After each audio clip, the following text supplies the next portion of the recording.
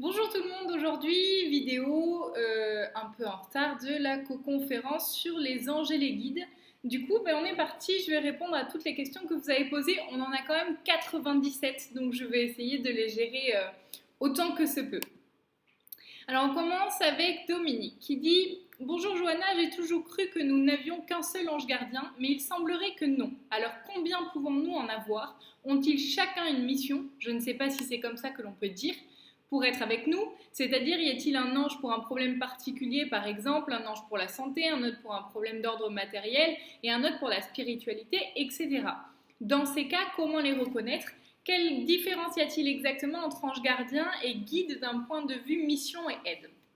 Alors, déjà, la différence entre un ange gardien et un guide, c'est que l'ange gardien est là pour nous protéger et pour nous faciliter la vie, alors qu'un guide est là seulement pour nous guider. Il n'est pas là pour nous faciliter la tâche, enfin, quoique s'ils sont plutôt sympas, en général, ils le font. Mais en règle générale, ils sont plus là pour nous donner des conseils pour notre évolution, alors que les anges gardiens sont vraiment là pour nous protéger et nous amener de la facilité dans nos vies, de la fluidité. Après, on a trois anges gardiens. Alors moi, jusqu'à il n'y a pas très longtemps, je ne m'intéressais pas plus que ça aux anges. Et ça fait que quelques mois que je m'y suis penchée. J'avais mis un article et une vidéo sur la page. La vidéo, vous pouvez la trouver facilement sur ma page YouTube. C'est Nos anges gardiens, comment les connaître, je crois. Je ne sais plus le titre que j'avais donné. Et dans le menu déroulant sous la vidéo, il y a des liens pour pouvoir trouver vos anges. Sachant qu'on a trois anges gardiens et après, d'après ce que mes guides m'ont dit, on peut en avoir jusqu'à 5. Alors, je ne sais pas dans quel cas, pour l'instant, je n'ai pas encore exploré ce chemin-là, mais je sais que voilà, on peut apparemment en avoir 5. Moi, j'en ai que 3 pour l'instant. Il y a un ange gardien du corps, un ange gardien du cœur et un ange gardien de l'esprit. Chacun correspond à, forcément, quand on a un problème physique, l'ange gardien va permettre de il ne va pas régler nos problèmes parce que ce n'est pas son travail de faire ça, sachant que la plupart du temps, quand on a un souci physique, c'est souvent un problème psychique à régler. Donc lui, son but, c'est pas qu'on n'évolue pas, il ne va pas régler les problèmes à notre place, mais il va essayer qu'on le vive avec un peu plus de douceur. L'ange du cœur, c'est celui qui va nous aider à être de plus en plus amour dans notre vie et à développer l'amour qu'on a à l'intérieur de nous. Et l'ange de l'esprit, c'est celui qui va nous aider à ramener dans la matière ce qu'on a de divin. J'espère que c'est bien expliqué. Et du coup, ont-ils chacun une mission? Oui. C'est-à-dire, est-ce qu'il y en a un pour la santé? Il y en a un pour le corps, un pour le cœur et un pour l'esprit. Comment les reconnaître? En fait, tu vas dans ma vidéo et dans le menu déroulant, tu as tout pour connaître l'ange du cœur, du corps et de l'esprit. Et tu les reconnais. J'en ai déjà parlé dans une vidéo, mais je vais le re-raconter, c'est assez important. Il y a 2-3 mois de cela à peu près, j'avais donc fait ma vidéo, j'avais donc calculé mes anges gardiens, etc. Je les avais rencontrés en astral et j'étais très contente de les avoir rencontrés, mais j'avais pas ressenti, enfin j'ai ressenti de l'amour, mais c'était pas quelque chose, enfin je m'attendais à quelque chose de dingue et en fait j'ai pas eu quelque chose de dingue. Et il y a seulement quelques semaines, peut-être 2-3 semaines de ça à peu près, j'avais noté dans mon petit carnet de rendez-vous le nom de mes anges pour pouvoir les rappeler si besoin. Et j'ai reprononcé leur nom alors que j'étais en train de... je ne sais plus quoi faire, mais bref, j'ai reprononcé leur nom. Et là, ils sont arrivés un par un. Je les ai reconnus par leur vibration. Ils vibraient pas du tout pareil. Et il y a le premier qui est arrivé d'un côté, un autre de l'autre côté, et le troisième par devant. Et ils m'ont serré dans leurs bras, chose que j'avais pas eue il y a plusieurs mois. Je me suis mis à pleurer parce que c'était tellement trop d'amour d'un coup que Le mental supporte pas une dose trop importante d'amour. C'est comme si il se disait oula, c'est pas normal, on peut pas aimer autant. Et c'est à peu près ce qui s'est passé. Je me suis sentie submergée d'amour comme je l'ai jamais été, même par l'amour que j'ai pour moi et par l'amour que mes guides ont pour moi et par l'amour que j'ai pour le monde, pour les gens. J'ai jamais ressenti cet amour-là. Ça dépassait l'entendement et ça dépassait, selon moi, la manière dont il était possible d'aimer. Donc les anges gardiens portent bien leur nom. Ils sont là pour vous garder et pour garder aussi votre innocence parce que ils sont. Depuis, je parle beaucoup avec eux et ils sont beaucoup là. Enfin, je sais qu'ils sont très présents dans ma vie et ils l'ont toujours été, bien que je ne me sois pas beaucoup intéressée à eux avant. Et ils sont vraiment là pour garder cet esprit d'enfant et cette innocence, cette naïveté et cet amour qu'on est capable d'avoir. Ils font tout leur possible pour que la haine et la cruauté extérieure ne viennent pas toucher votre cœur et que vous puissiez aimer jusqu'à ce que vous mouriez et jusqu'à la fin de votre incarnation terrestre. Ils sont vraiment dans la préservation de l'amour à l'intérieur de vous. Coucou Johanna, les guides sont là pour nous aider selon le chemin que nous avons décidé d'emprunter. S'ils tentent de communiquer avec nous, mais que nous ne voyons pas les signes, se peut-il qu'à un moment donné, ils soient désespérés ou impatients parce qu'on ne comprend pas les signaux? Dans l'affirmative, que peuvent-ils faire ou sont-ils obligés d'attendre qu'on voit enfin ce qu'ils veulent nous faire comprendre? Oui, ils sont obligés d'attendre. Il y en a, par exemple, les guides de mon mari. Des fois, je parle avec eux et je leur dis, il y a des fois où moi, je suis désespérée et je leur dis, bon, les gars, vous pourriez pas vous bouger, faire quelque chose pour que il se passe quelque chose dans sa vie qui fasse que d'un coup, il évolue et il pense autrement, il soit plus amour. Et non, ils attendent, ils sont jamais désespérés. C'est le mental qui désespère et c'est le mental qui dit bon quand est-ce que tu vas évoluer parce que eux ils savent très bien qu'il est déjà en pleine évolution et que toi tu es déjà en pleine évolution et du coup forcément ils désespèrent pas parce que même toi l'évolution que tu ne vois pas eux la voient et ils sont. J'ai jamais vu des guides lors d'un soin ou quoi que ce soit lors d'une rencontre avec quelqu'un. Je n'ai jamais vu un guide qui n'était pas fier. Si, pardon, je dis des bêtises. Quand la personne tue des gens, par exemple, ou que la personne n'est vraiment pas amour du tout, effectivement, là, c'est pas qu'ils sont pas fiers, c'est que pour eux, ils ont échec de la mission. Et du coup, c'est très difficile pour eux. Mais en tout cas, du moment où tu essayes de rester amour et que vraiment tu agis pour le cœur et dans la douceur, l'amour, etc., ils peuvent pas être déçus, vraiment. Du coup, oui, ils vont continuer à essayer de communiquer avec toi jusqu'à ce que tu entendes et tu vois. Qui est mon guide? Je lui parle sans réponse. Est-ce qu'il est là pour m'aider à trouver des solutions à mes problèmes? Comment faire pour l'entendre? Savoir qu'il est là, peut-être un membre de ma famille. Comment se prénomme-t-il? Voilà, j'avais répondu, je ne peux pas me pencher dans cette co-conférence sur les guides de chaque personne. Donc je ne vais pas répondre à la question de qui est ton guide. Par contre, tu peux lui parler même si tu n'as pas de réponse, bien sûr, puisque de toute manière, du moment où tu lui parles avec le cœur et pas avec le mental, donc c'est important que ce que tu lui demandes soit approuvé par le cœur et pas que par le mental. Si par exemple tu lui demandes de gagner au loto parce que tu as envie d'acheter des loups-boutins, il y a de fortes chances que tes guides et tes anges ne t'écoutent pas parce qu'ils savent très bien que c'est pas spécialement bon pour ton évolution. Après, si tu demandes quelque chose qui est avec le cœur et centré dans le cœur, il y a 90% de chances qu'ils t'entendent, à moins que ce ne soit pas fait pour ton évolution. Coucou Johanna, je me pose la question aussi sur la différence entre guide et ange et leurs différents rôles. Un guide peut-il être incarné en humain? On appelle ça un guide terrestre, mais dans ce cas-là, ce n'est pas un guide intérieur. Là, on parle des guides intérieurs, mais tu peux aussi avoir des guides terrestres.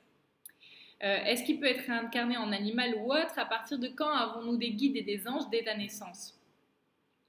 A-t-on les mêmes guides et anges toute notre vie? Non, je pensais ça avant et en fait, j'avais 3 guides jusqu'à ce que je parte en Inde. Et du moment où j'ai été en Inde, je me retrouve avec 5 guides. Je communique avec 3 seulement, mais j'en ai 5 et il y en a 2 qui communiquent pas. Je les sens, je sais qu'ils sont là.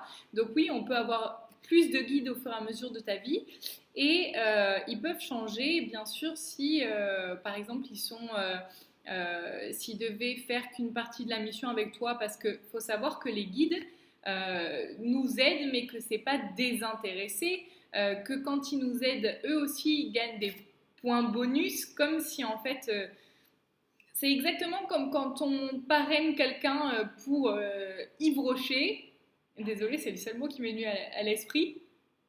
Et ben on gagne des points ou on gagne des avantages, et ben c'est la même chose pour eux en fait. Du moment où ils parrainent quelqu'un, ils vont gagner en puissance, leur vibration va augmenter et leur expérience aussi. Et donc forcément, ils vont avoir droit à plus de bonus après. Donc ce n'est pas désintéressé et bien sûr que leur but est qu'on réussisse notre mission et qu'eux, donc, par conséquent, réussissent la leur.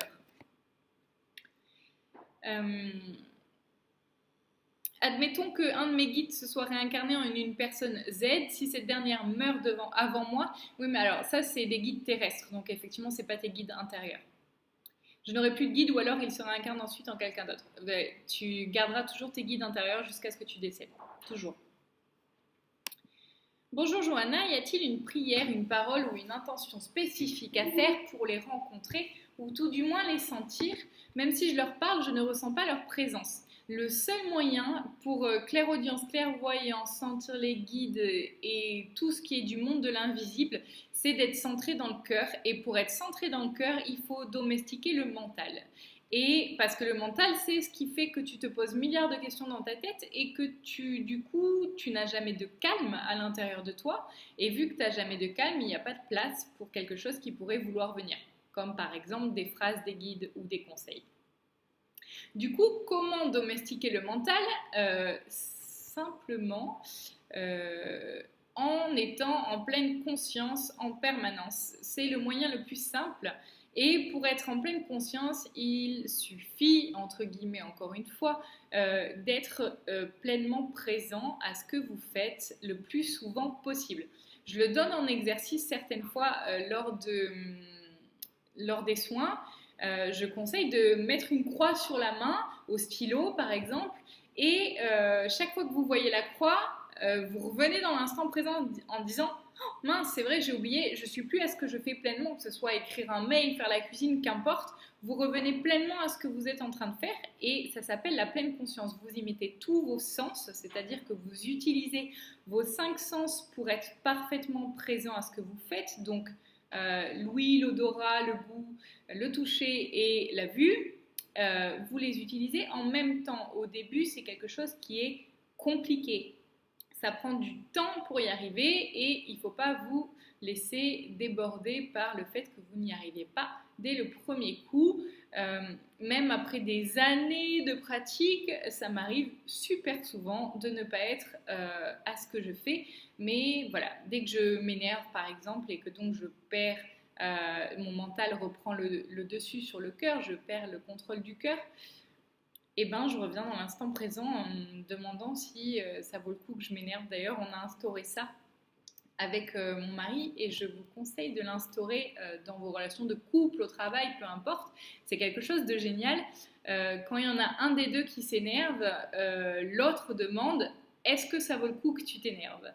Et le fait qu'il me le demande, de suite, je me dis « Bah non, en fait, non, ça vaut pas le coup que je m'énerve. » Ça marche un peu moins bien sur lui pour le moment, mais ça commence à marcher et je suis super contente de ça. Donc je vous conseille de l'instaurer parce que c'est un petit exercice qui aide énormément à se remettre en cause. Bonjour Johanna, j'aimerais savoir comment rentrer en contact avec ces guides. C'est exactement la réponse que je viens de donner. En domestiquant ton mental et en faisant de la place dans ton esprit, dans ton corps et dans ton cœur, enfin dans le cœur il y en a déjà, pour pouvoir laisser place à des conseils des guides. Tant que ton mental prendra trop de place à baragouiner tout le temps, en permanence, à faire trop de bruit à l'intérieur de toi, tes guides te contactent déjà mais tu ne l'entends pas. Je me demande quel est le rôle des anges et celui des guides. Comment travailler sur notre sensibilité à les entendre ou les comprendre? C'est la même question. Le rôle des anges, c'est de protéger. Le rôle des guides, c'est de guider. Et comment les entendre, je viens de le dire. Bonjour Johanna, je m'excuse si les questions ont déjà été évoquées. A-t-on forcément des guides et des anges pour nous guider? Oui. Quel est le rôle? Alors, le nombre de guides, je le précise une énième fois, chaque personne n'a pas le même nombre de guides. Apparemment, on a tous le même nombre d'anges, on en a tous trois, et certaines personnes, mais pas beaucoup, apparemment peuvent en avoir cinq, mais je n'ai pas encore exploré le sujet. Et les guides, par contre, euh, on a entre un à je ne sais pas combien de guides, ça dépend des personnes. J'en ai eu un pendant longtemps, après j'en ai eu trois, maintenant j'en ai cinq et ça se trouve j'en aurai peut-être que un d'ici quelques mois, j'en sais rien. Ça dépend de la mission que vous êtes en train de faire. Ils sont là à certains moments dans votre vie, ils ne vous suivent pas forcément toute votre incarnation terrestre. Quel est leur rôle à chacun et leur différence? Je l'ai expliqué. Toi, tu parles des guides qui nous guident. Et sur le site d'un autre médium, j'ai lu qu'elle parlait des anges et non des guides. Je suis perdue. Euh, Après, chacun les infos qu'ils ont. Moi, j'ai comme info que c'est les guides qui nous guident et les anges qui nous protègent. Bien sûr que pour nous protéger, ils vont aussi donner des conseils. Donc, ils vont aussi guider. Mais pour guider pour l'évolution, ça sera les guides. Pour guider pour la protection et pour que ta vie soit plus facile, ça sera les anges. Bonjour, les anges ou guides peuvent-ils se montrer dans nos méditations? Lors de ma dernière méditation, un magnifique ange est apparu, donc je voudrais savoir si c'est le fruit de mon imagination ou pas. J'ai jamais eu mes anges qui se sont montrés, mais je vais te dire, comme je dis à chaque personne qui m'écrit, fais-toi confiance. Si tu as vu quelque chose, fais-toi confiance. Bonjour Johanna, quand je regarde les nuages dans le ciel, l'image est fixe. À certains moments, et notamment pendant une prière avec un ange gardien, je vois les nuages défiler et en mouvement, créant des images, cœur, ailes, papillons, personnes, etc. Qu'est-ce que cela signifie? Quelle est la différence entre les anges et les guides? Ça, j'y ai répondu. Ce que tu vois dans le ciel, il faut savoir que personne ne verra jamais la même chose, sauf si tu lui expliques et que tu dis ah tiens là je vois un chien, là il y a la queue, le museau, la personne verra la même chose. Mais chaque personne va voir ce qu'elle a envie de voir et c'est bien sûr juste pour la personne, c'est-à-dire que c'est tes anges par exemple qui vont mettre un message juste pour toi dans le ciel. Donc ne doute pas de toi, une fois de plus, faites-vous confiance quand vous voyez des choses, surtout si cela vous apporte de l'amour. Est-ce qu'un guide peut se réincarner dans une personne? Non, pas les guides intérieurs. Les guides terrestres, oui, on a tous des guides terrestres à un moment donné ou à un autre. On a tous des guides terrestres. Pendant un temps, mon guide principal, c'était mon frère. Après, j'ai eu d'autres personnes. Maintenant, j'ai plus réellement de guides terrestres. Mais on a tous à un moment donné des guides terrestres. Après, il faut faire la différence entre les guides terrestres, donc des personnes incarnées, qui souvent ont fini leur cycle de réincarnation, ou pas, mais souvent, et les guides intérieurs qui sont là pour te guider toi personnellement. Est-ce que cette même personne est consciente d'être un guide? Si c'est une personne incarnée, oui, en général, elles ont conscience d'être réincarnées pour devoir guider des personnes. Nos guides peuvent-ils provoquer des répercussions sur notre vie physique, accidents par exemple, si l'on n'écoute pas leurs précieux conseils ou qu'on n'écoute pas nous-mêmes? Ce n'est pas les guides qui vont te mettre la claque dans la figure, c'est la vie toute seule. Eux vont te conseiller en te disant attention, tu devrais écouter parce que sinon, au bout d'un moment, à force que tu n'écoutes pas, la vie va faire en sorte que tu finisses par écouter. Mais ce n'est pas les guides eux-mêmes, ils ne sont pas sadiques, ils ne vont pas faire en sorte que tu aies d'accident. C'est ce qui m'est arrivé, j'ai un doute entre mes guides et mon moi supérieur. En fait, je dirais que c'est un ensemble, c'est un accord avec la vie, mais je dirais plus que c'est le un, c'est-à-dire l'énergie de laquelle on vient qui provoque... c'est pas qu'elle va provoquer ces accidents. J'aime pas le mot provoquer, ça fait vraiment sadique qui a envie de faire du mal à quelqu'un alors que C'est juste que si tu as besoin de ça, après il y a accident. Si c'est un accident de voiture où tu es défiguré à vie, par exemple, c'est pas la vie qui l'aura provoqué, c'est parce que tu auras, par exemple, bu de l'alcool et conduit et que tu seras fatigué. Et donc tout ça mis en même temps aura fait que tu as eu un accident de voiture. La vie aura pas fait en sorte que tu sois défiguré, tu vois. Mais par exemple, si c'est une cheville qui casse, oui, il y a des chances que ce soit par exemple la vie est en accord avec les guides, mais ce n'est pas les guides qui le décident pour que tu puisses t'arrêter quelque temps parce que tu as besoin de ralentir dans ta vie, par exemple. Bonjour, j'ai lu que notre guide ne peut être un proche décédé. Est-ce vrai?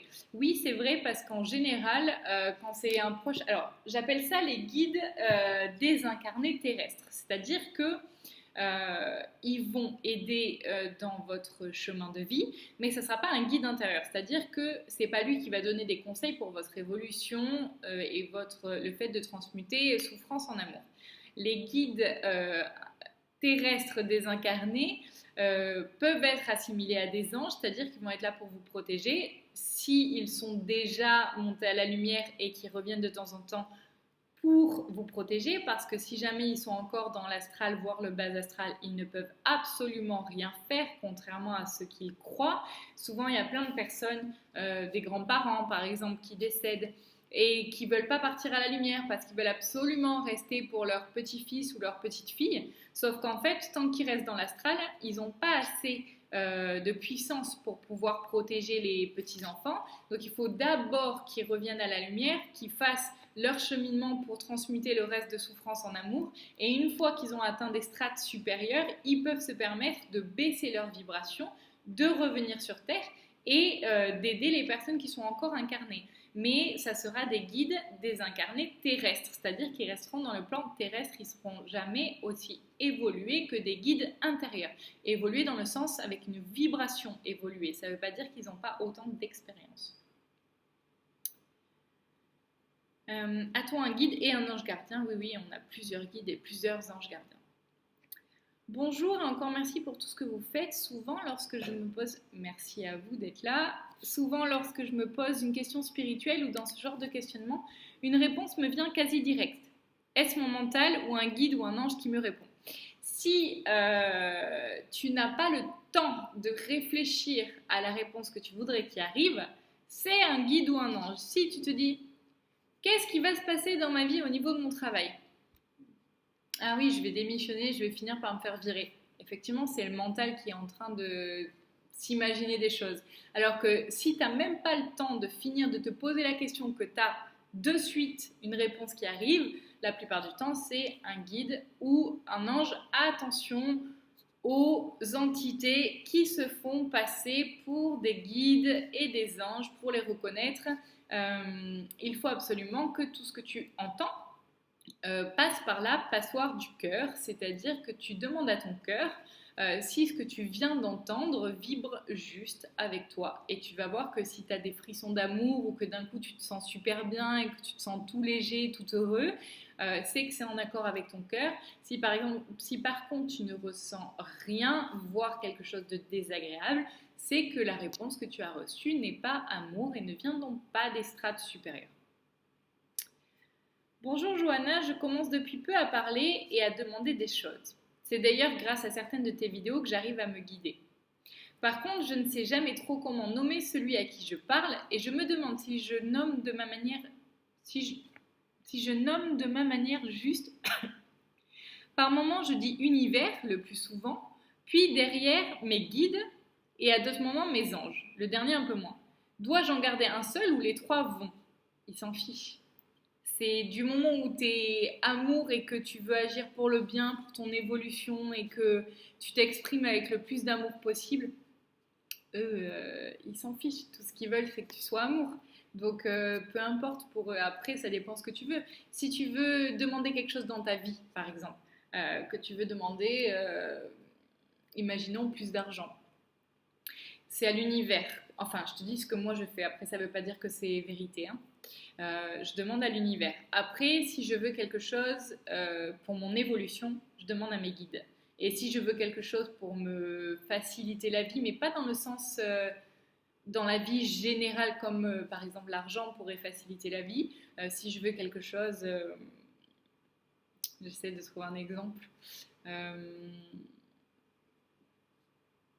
J'en ai pas sous la main, mais si je veux quelque chose, par exemple, pour physiquement ou dans le cœur, avoir un cœur plus ouvert, par exemple, ce genre de choses-là, je vais demander aux anges. Bonjour, deux petites questions. Comment remercier ses guides ou anges gardiens quand on a demandé de l'aide et que ça marche? Que l'on ressent dans sa vie un changement positif. En outre, peuvent-ils être déçus par notre attitude si par exemple nous les oublions un peu par moment? Non, ils savent très bien, ils n'ont plus d'ego, hein. C'est le mental qui est déçu et qui se dit oh, je l'ai aidée et elle m'ignore. Eux s'en fichent, ils sont là pour t'aider, il n'y a plus d'ego à ce niveau-là, donc non, ils ne sont pas du tout déçus. Il y a pas... Et pour les remercier, eh ben, moi chaque matin quand je me réveille, euh, je mets mes mains sur le cœur comme ça, pas que je prie, c'est juste que je prends l'énergie de mon cœur et je l'ouvre à la vie et je remercie la vie et les anges et tout le monde de ce qu'ils ont la gentillesse de me donner et j'éprouve énormément de gratitude à avoir tout ça. Et en fait, du moment où tu es et que tu ressens gratitude, eux, ça leur suffit. Bonjour Johanna, comment fait-on pour savoir si son enfant a des ressentis qui sont réels? C'est pas en accord avec les guides, donc je vais quand même y répondre, mais c'est pas voilà, le sujet de la vidéo, c'est sur les guides et les anges. Pour savoir si ton enfant a des vrais ressentis, eh ben, fais-lui confiance déjà, parce que ne pas avoir confiance en ce que ton enfant te raconte, c'est le premier pas pour que lui-même doute de lui. Et, et ensuite, pour savoir, demande-lui des précisions. Demande-lui vraiment, par exemple, s'il te dit qu'il voit quelqu'un dans la maison, demande-lui des détails, demande-lui vraiment plein de détails que tu notes.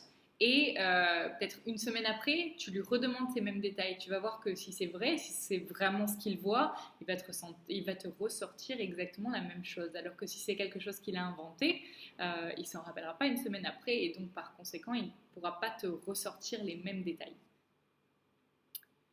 Comment savoir qui est notre guide et être sûr? Eh bien déjà, il faudrait commencer par l'entendre et pour l'entendre, il faut calmer le mental. Donc, commencer par méditer, la méditation de pleine conscience, être pleinement dans l'instant présent, savoir faire le vide dans sa tête. Et ensuite, pour en être sûr, eh ben, le jour où tu l'entendras comme je les entends, tu ne peux pas douter de toi. Soit tu te dis que tu es totalement folle et que tu devrais être en hôpital psychiatrique, soit ce que tu vis est vrai parce que c'est tellement... Il y a plein de gens qui me disent « je ne crois que ce que je vois ben, moi aussi. Je ne crois que ce que je vois et ce que je vois et ce que j'entends est aussi réel que quand je vous parle. Donc voilà, tu pourras en être sûr parce que tu ne peux pas douter. C'est des choses qui sont tellement... Ça vibre tellement juste à l'intérieur de toi, tu sens tellement que ça t'apporte tellement d'amour quand tu leur parles que tu sauras que c'est vrai, tu ne te poseras plus la question.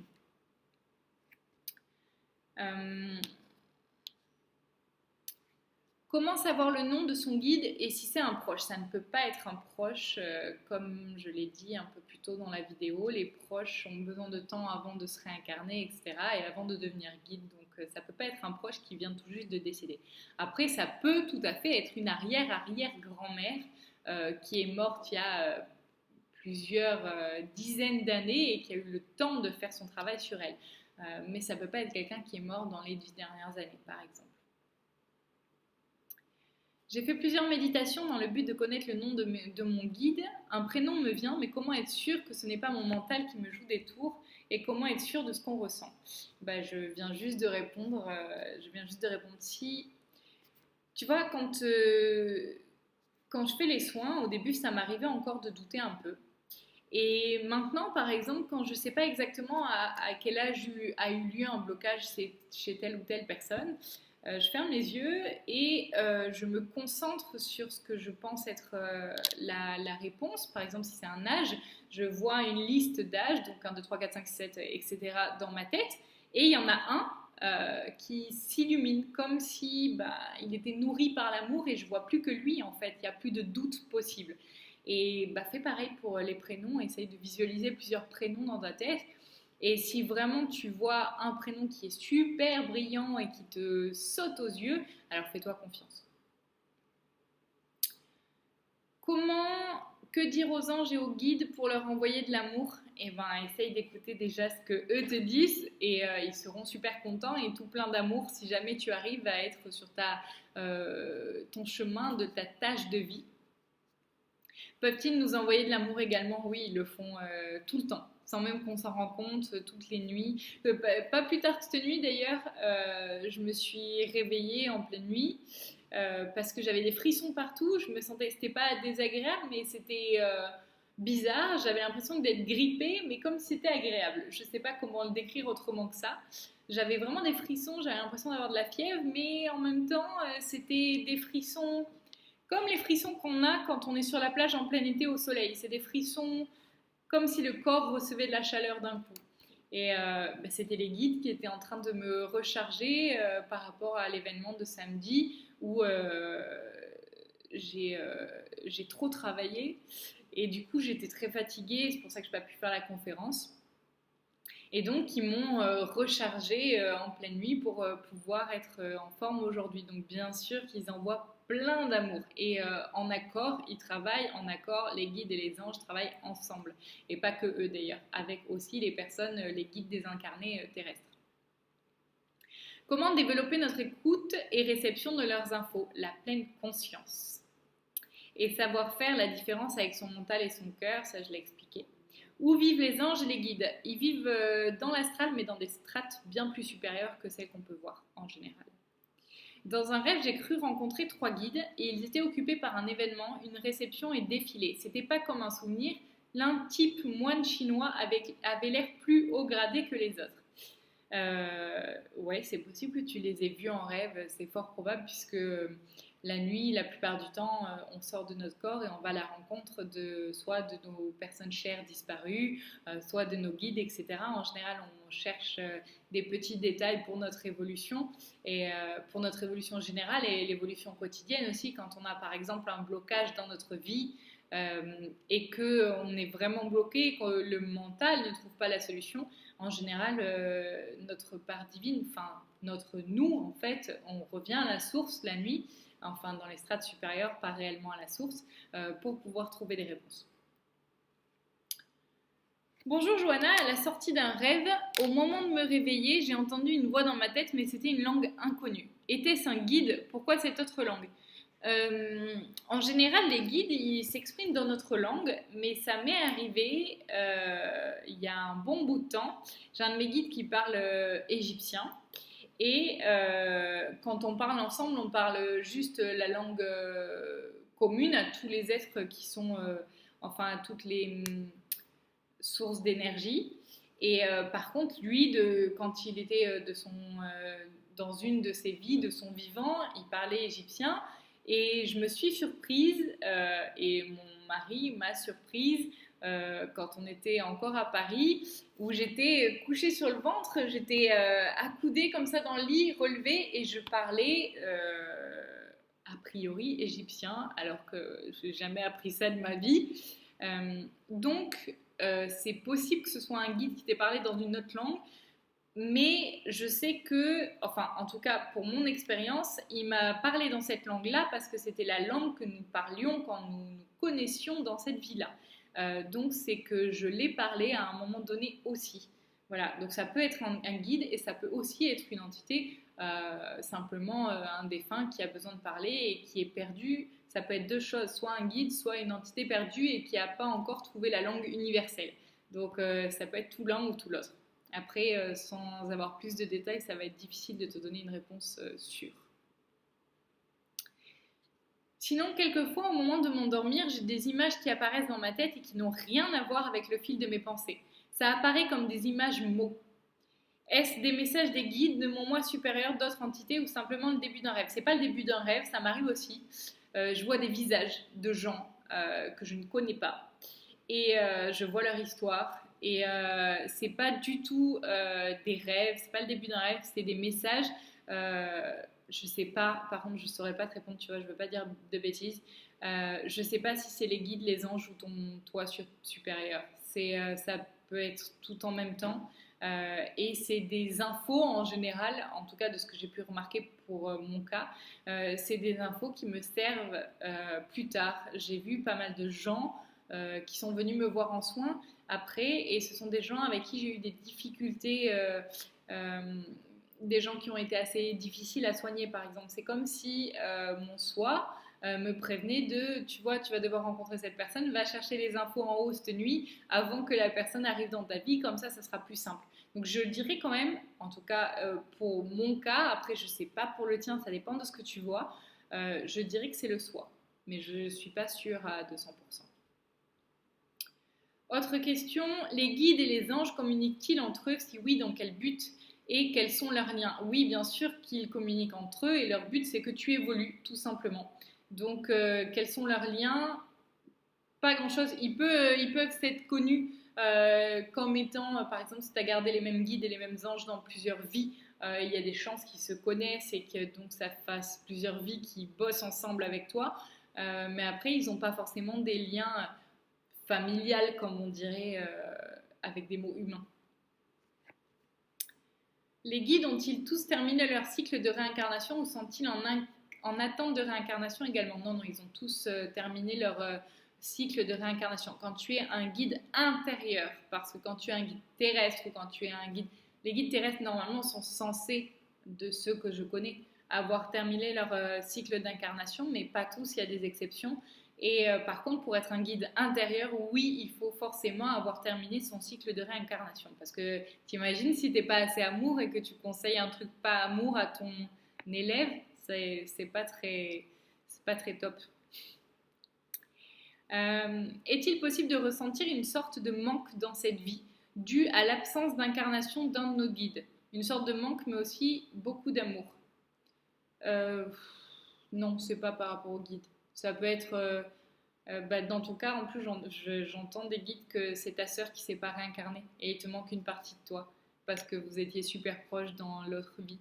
Mais elle s'est pas encore réincarnée parce que justement, elle regarde comment tu vis, tu vois, parce qu'elle a fait des trucs apparemment qui ont fait que son évolution, enfin sa réincarnation, sont pas forcément bien passées dans la dernière vie. Du coup, elle a choisi de pas se réincarner de suite. Voilà. Voilà pourquoi tu ressens un manque. J'aimerais aussi revenir sur cette croyance selon laquelle nos anges gardiens seraient nommés suivant notre date et heure de naissance. Je trouve cela bizarre, car pour moi, le calendrier, l'heure, les nombres font partie du monde matériel, donc j'imagine pas trop les anges s'y intéresser.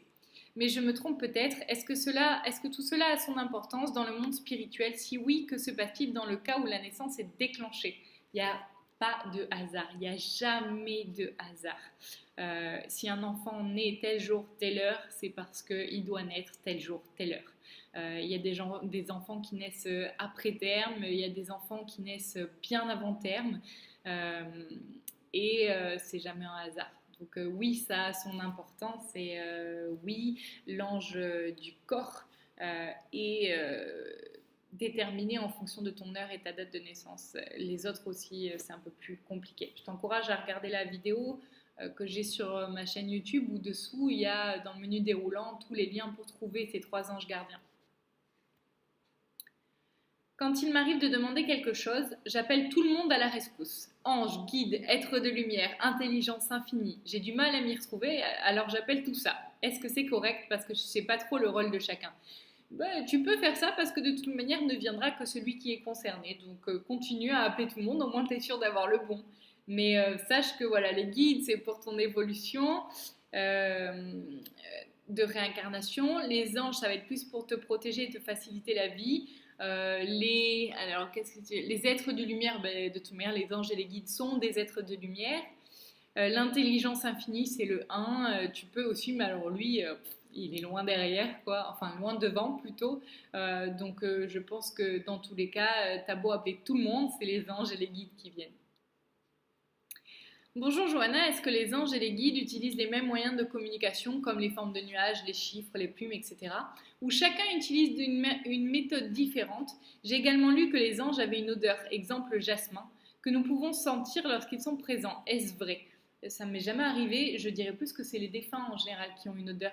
Par exemple, on en parlait il n'y a pas très longtemps, une petite mamie qui sentait le jasmin super fort. Elle est encore attachée à son odeur corporelle de quand elle était vivante.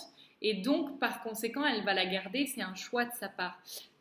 Par contre, les anges et les guides ne sont plus attachés à ce qui est matériel et du coup, ils ne gardent pas des odeurs avec eux. Enfin, en tout cas, ça m'est jamais arrivé. Je ne veux pas dire de bêtises, je ne dis pas que c'est pas possible, je dis juste que ça m'est jamais arrivé. Est-ce que les guides ont aussi une façon de nous indiquer leur présence avec un ressenti particulier? Chacun, en fait, chacun a son moyen de prédilection. Après, il y a des guides qui aiment s'exprimer par les heures miroirs, les plumes ou ce que tu veux. Il y en a d'autres qui vont pas aimer ça, ils vont s'exprimer par d'autres moyens. Euh, les miens, par exemple, s'expriment pas spécialement avec des heures miroirs, des plumes ou quoi que ce soit. La plupart du temps, ils s'expriment par des rêves ou des coïncidences dans ma vie, comme par exemple les attentats qu'il y a eu à Paris. La veille, j'ai rêvé que j'étais à Paris et qu'il y avait des décombres partout. Je ne comprenais pas du tout le sens du rêve, mais j'ai rêvé ça et voilà, c'était un message des guides. En général, ça passe par des rêves et par des impressions de déjà-vu. En tout cas, chez moi. Après, chaque personne étant différente et les guides et les anges étant aussi différents, chacun a son moyen de prédilection. Il n'y a pas quelque chose de particulier qui est commun à tous les guides ou tous les anges. Toujours sur les signes, est-ce que les guides ou anges peuvent passer par l'intermédiaire des animaux pour nous envoyer des messages? Oui, pas pour nous envoyer des messages, mais pour te soigner par exemple, ou pour prendre soin de toi. Souvent, ma petite femelle, parce que je rappelle que, enfin je pense que tout le monde le sait, que j'ai 3 chats, et la petite femelle que j'ai agit vraiment avec beaucoup d'amour quand je fais les soins. Elle passe son temps à venir sur moi et me lécher les mains. Et je sais que ça vient d'elle parce que c'est son chemin de réincarnation, mais ça vient aussi des guides qui lui demandent gentiment de faire cela. Donc est-ce qu'il passe par les animaux pour envoyer des messages? Comment cela se passe-t-il? Par exemple, un oiseau qui entre dans notre maison, un papillon qui se pose sur nous, est-ce que cela peut être un message? Les papillons, oui. Les oiseaux, je ne sais pas, j'y ai jamais été... je trouve plus mon mot. J'y ai jamais fait face. Par contre, les papillons, j'ai remarqué, en tout cas dans ma vie, encore une fois, je peux parler que de ce que je connais, qu'il y avait des papillons qui venaient sur moi à chaque fois que j'étais dans une grande période de changement. Donc c'est un de mes animaux totems, c'est-à-dire qu'il vient dans ma vie et proche de moi quand il y a besoin de me faire savoir que je suis sur le bon chemin de l'évolution. Est-ce que les guides sont sexués? Non, à moins que tu sois dans le bas astral, mais quand tu perds ton corps physique, il n'y a plus de sexualité. Après, il y a des entités du bas astral, donc pas des guides, mais tout ce qui est défunts qui n'ont pas trouvé la lumière et qui sont dans le vice, qui ont gardé les vices terrestres, eux peuvent garder leur envie de sexualité. Ils ne sont pas sexués, mais ils peuvent garder leur vice terrestre. Après, les anges, pas du tout. Et d'ailleurs, je vais vous raconter une anecdote qui va sûrement vous faire rire. Au tout début où je voyais que j'avais clairvoyance et clairaudience, j'arrivais plus à avoir de moments d'intimité avec mon mari parce que je me sentais observée tout le temps et c'était horrible. Je me disais, oh, mais t'imagines, je suis nue sous la douche, il y a forcément quelqu'un qui me regarde, je me change, je me mets en maillot de bain, il y a forcément quelqu'un. Et ça me traumatisait parce que je me disais que j'étais jamais toute seule et qu'ils passaient leur temps à m'observer. Mais en fait... Bon, déjà j'ai travaillé sur moi parce que je me suis dit que c'était pas possible de ne plus vivre et de me cacher en permanence parce que je voulais pas être vue. Donc déjà j'ai travaillé sur ma nudité grâce aux fantômes et en plus de ça, ils en ont rien à faire, à moins que ce soit des entités du bas astral, comme je l'ai dit, qui ont encore leur vie terrestre. Mais si c'est des entités, des fantômes qui sont juste perdus et qui n'avaient pas de vices spéciaux dans leur vie privée, enfin dans leur vie terrestre, dans leur réincarnation, ou si c'est des guides, ils s'en fichent complètement. Pour eux, tu es juste une âme, une énergie, une vibration. Mais alors tout ce qui est sexuel, Ça leur passe bien au-delà. Comment reconnaître un signe des guides? Sont-ils toujours présents à nos côtés? Les signes des guides, c'est comment les reconnaître? En calmant le mental, déjà, qui va te dire mais non, c'est pas un signe. Par exemple, ou alors justement il y en a qui voient des signes partout alors que c'en est pas. Donc le premier point, c'est de domestiquer le mental en faisant la méditation de pleine conscience. Et sont-ils toujours présents à nos côtés? Oui et non. Ils sont toujours présents dans le sens où ils vont toujours agir pour toi, pour ton évolution. Par contre, par exemple, quand j'étais encore à Paris et que je devais partir au Cambodge, il y a un de mes guides qui est parti au Cambodge pour préparer le terrain. Et du coup, il n'était pas à mes côtés. Bon, après, sachant qu'il n'y a pas de distance ni de temps dans ces mondes-là, dès que je l'appelais et si c'était urgent, il venait, puisque forcément, dans l'astral, il n'y a pas de limite de temps et d'espace. Parfois, je ressens des petits chatouillis très particuliers sur le dessus de la tête. Ça me met toujours en joie, comme si je n'étais pas seule, et j'interprète ça comme un contact avec un guide, un ange ou autre. Qu'en penses-tu? Oui, je pense que tu as raison d'être joyeuse. Que font les guides après la mort de la personne si celle-ci ne monte pas la lumière et reste sur le plan matériel? C'est assez difficile pour eux parce qu'ils doivent toujours, tout comme quand on est réincarné, respecter le libre arbitre. Donc forcément, ils vont essayer d'aider, tout comme ils l'ont fait durant tout le temps de ton incarnation. Mais si tu ne veux pas écouter, tout comme quand tu es incarné, ils ne peuvent rien faire, ils sont obligés d'attendre que tu fasses la démarche exactement comme quand tu es dans ta vie terrestre. Peut-on faire une demande au guide ou aux anges d'une autre personne? Oui, tu peux demander, mais alors attention à comment tu demandes. Je fais toujours attention à demander à ce que ce soit bon pour l'évolution de la personne et seulement si elle est prête. Parce que ça m'est arrivé de demander des choses pour des gens qui n'étaient pas prêts et ça a chamboulé leur vie. Je m'en suis voulu parce que je savais très bien que c'était parce que j'avais demandé certaines choses. Bon, en même temps, il faut savoir que s'ils l'ont fait, c'est qu'il avait peut-être besoin d'un coup de pied aux fesses et que finalement ça a arrangé tout le monde. Mais ça a quand même chamboulé le mental de la personne. Donc c'est bon de le faire, mais toujours en demandant à ce que ça reste dans la mesure de ce que la personne est capable de supporter. Je suis curieuse de l'organisation divine pour mieux comprendre une partie de la création qui pour moi inclut toutes les dimensions. Jan Lipnik nous a exposé récemment la hiérarchie divine, à savoir qui gouverne les guides, les anges, les archanges, etc. Il parle de divinité aussi. Quels sont vos points de vue à toi et les guides à ce sujet, qui est tout en haut de la pyramide? Voilà, je vais commencer par répondre à chaque question. Pour moi, le seul master, le seul boss qu'il y a, c'est le 1. C'est l'énergie, c'est l'amour. Et du coup, tout le monde agit pour l'amour, tout le monde. Tout le monde. Et si tu n'agis pas pour l'amour, eh bien, la vie te met des claques, quoi. Et du coup, qui est en haut de la pyramide, pour moi, c'est le 1, donc l'énergie de laquelle tout le monde vient. Comment un guide devient-il guide? Eh bien, une fois qu'il a fini son cycle de réincarnation, je ne sais pas si vous avez lu le livre de Bernard Werber et ça s'appelle... J'ai perdu le nom du livre, mais c'était une histoire où il vient de se prendre un avion dans son immeuble et du coup il meurt et il a fini de son cycle de réincarnation. Du coup on lui demande si soit il veut se réincarner pour devenir un bodhisattva, soit il veut devenir guide d'une personne, soit il veut devenir ange, je ne me rappelle plus très bien de l'histoire. Et après il doit suivre une formation parce qu'il décide d'être un guide, si je ne dis pas de bêtises. Et du coup, il doit suivre une formation pour être guide. Et bien, ça se passe exactement comme ça dans la vraie vie. Quand on finit son cycle de réincarnation, ensuite, on nous dit « Bon, écoute, voilà, c'est bien, tu as transmuté maximum d'amour, enfin de souffrance en amour à l'intérieur de toi. Tu es apte à aider d'autres personnes. Donc, qu'est-ce que tu veux faire? Comment tu veux les aider ?» Voilà.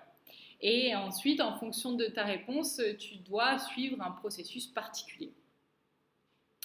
Quelle est sa formation et qui le forme? Eh bien, des guides plus évolués et des personnes qui sont dans des strates supérieures. Donc, il y a des guides qui sont guides, par exemple, depuis des centaines et des centaines de vies d'humains. Et donc, eux sont bien plus aptes à former le nouveau petit guide. Donc, ceux qui ont plus d'expérience. Les guides nous entendent-ils systématiquement lorsqu'on s'adresse à eux? Si c'est avec le cœur, oui. Font-ils le choix délibéré de ne pas nous répondre? Oui. Les miens sont super... C'est pas colérique, parce que la colère vient de l'ego, mais ils gardent quand même comment dire, leur caractère terrestre, dans le sens où, en plus, celui qui est le plus caractériel, euh, je l'aime quand même, hein, mais on s'est connus dans plein d'autres vies. Et du coup, c'est vrai qu'on a des réminiscences des vies antérieures, etc. Enfin, lui a pleinement conscience, il est omniscient de tout ce qui s'est passé. Et du coup, souvent, il agit par rapport à des trucs qui se sont passés avant, dans ses conseils ou autres, où il va me dire ah, t'écoutes pas, comme la dernière fois, tu te rappelles ce qui s'est passé? Et du coup, il est un peu. Il me pique, mais c'est jamais méchant, c'est toujours plein d'amour. Et oui, ils font carrément le choix délibéré de ne pas répondre. Au tout début, où je posais tout plein de questions à ma belle-sœur que j'avais pas encore. Claire audience, enfin j'avais que des bribes, c'était jamais clair et en plus j'avais pas confiance en moi. Un jour, ils m'ont répondu quand tu arrêteras de poser des questions connes, on prendra le temps de te répondre. Donc voilà, j'en ai pris pour mon grade. Et en fait, bien sûr qu'ils sont là pour nous aider, mais ils sont pas là pour répondre à notre mental. Ils sont là pour répondre au cœur. Donc si les questions viennent du mental, voilà. Euh, de quelle manière peuvent-ils nous répondre si nous ne sommes pas clairaudients? Avec tout ce qui est tout ce qu'on appelle les signes, donc les heures miroirs, les coïncidences dans ta vie, tout ce que tu pourrais considérer comme un signe, et que quand ils sont presque sûrs que tu pourras le voir. En général, ils prennent quand même la peine d'être sûrs que, par exemple, si tu es super accroché aux heures miroirs, ils vont s'exprimer par les heures miroirs. Si tu es accroché aux plaques d'immatriculation, ils vont s'exprimer avec ça. Si tu aimes... je sais pas, il y a des milliards d'exemples qui me viennent pas en tête maintenant, mais ils vont choisir le moyen que toi tu préfères pour être sûr que tu puisses le prendre comme un signe. Comment choisissent-ils les personnes dont ils vont prendre soin? C'est un accord avec l'âme avant réincarnation.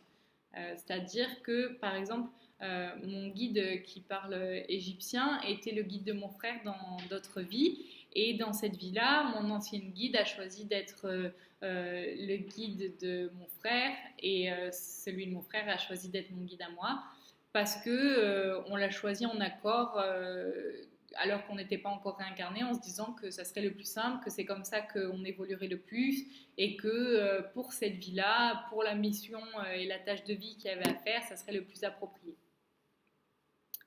Est-il possible pour tous de devenir ange ou guide après notre mort? Seulement si tu as fini ton cycle de réincarnation, sinon non.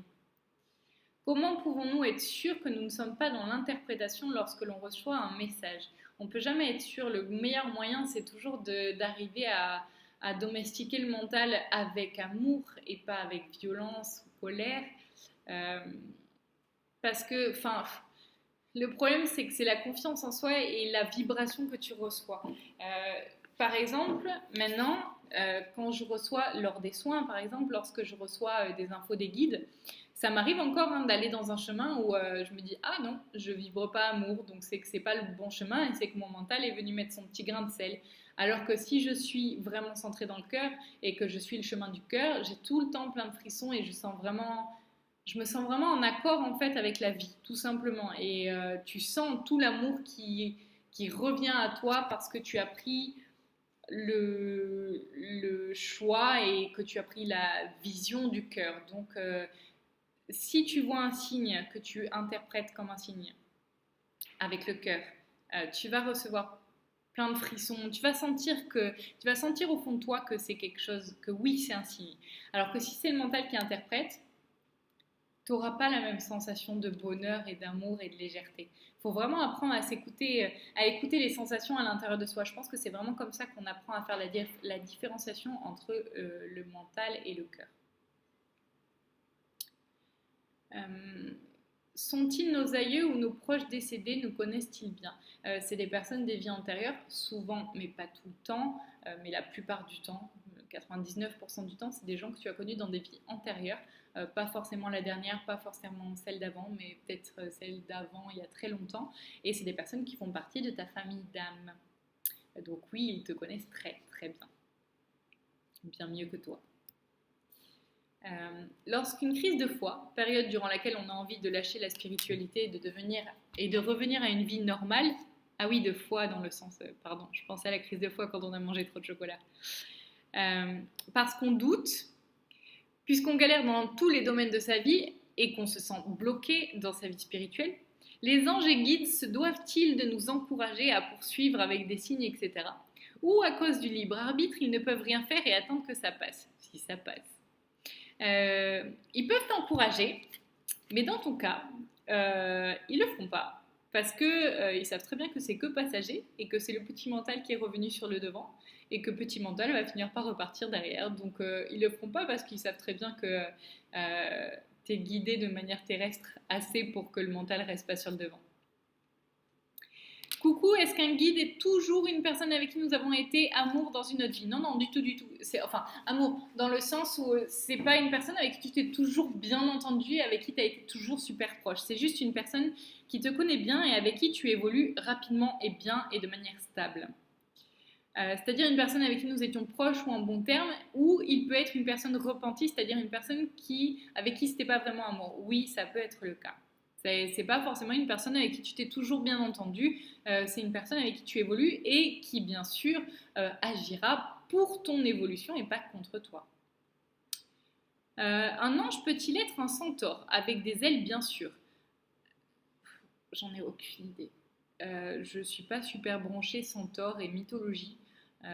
Je sais que ça a existé et que dans différents mondes parallèles, ça existe encore. Par contre, je ne pense pas, après je ne veux pas dire de bêtises, je ne pense pas qu'un ange puisse être un centaure. Un centaure est un centaure, un ange est un ange.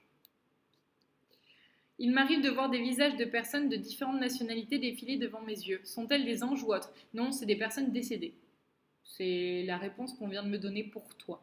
Ça ne veut pas dire que c'est la même réponse pour tout le monde, mais pour ton cas, c'est ça. Expliquez aussi la différence entre moi supérieur et les autres partenaires spirituels. Sont-ils seulement des guides? Je veux dire, y a-t-il d'autres guides que ceux dont tout le monde parle? Par exemple, un être cher peut-il aussi rester pour nous protéger? Oui, j'ai déjà répondu oui, mais il faut absolument les encourager quand ils viennent de mourir à partir à la lumière d'abord, en leur expliquant qu'une fois qu'ils seront montés à la lumière, ils pourront augmenter leur vibration et donc revenir pour vous aider. Mais tant que leur vibration est basse, ils ne peuvent absolument pas agir sur la matière et donc ils ne peuvent pas vous aider. Chère Johanna, pourriez-vous nous parler des anges incarnés? Pourquoi décident-ils de s'incarner? Ont-ils conscience d'en être? Alors, on va faire dans l'ordre. Pourquoi décident-ils de s'incarner? Pour aider les êtres humains dans leur évolution et à transmuter souffrance en amour. Ont-ils conscience d'en être?